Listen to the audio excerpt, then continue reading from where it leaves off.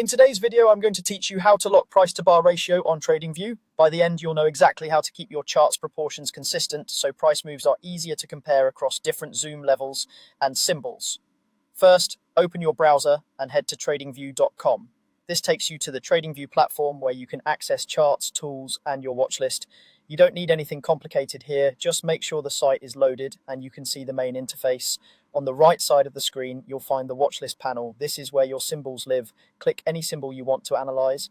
Choosing a specific symbol simply loads its default chart view so we can move into the full workspace and adjust the scale settings. Next, click Full Chart. This opens the full-featured charting interface, which is where the setting we need lives.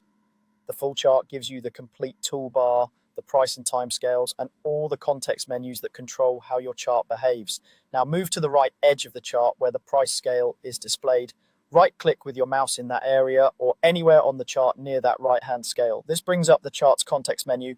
If you don't see it immediately, try right-clicking directly on the price scale. That's the vertical axis that shows the price levels. In the menu that appears, click Lock Price to Bar Ratio.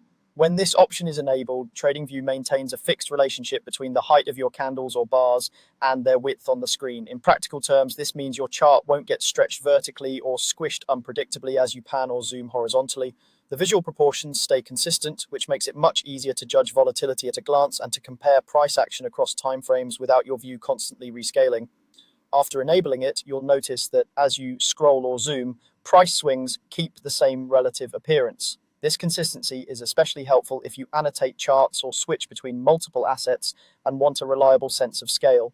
If at any point you prefer TradingView to auto-scale freely again, simply open the same right-click menu on the right side and toggle the option off. That's all you need. Go to TradingView.com, pick a symbol from the right panel, open the full chart, right-click near the price scale, and select Lock Price to Bar Ratio.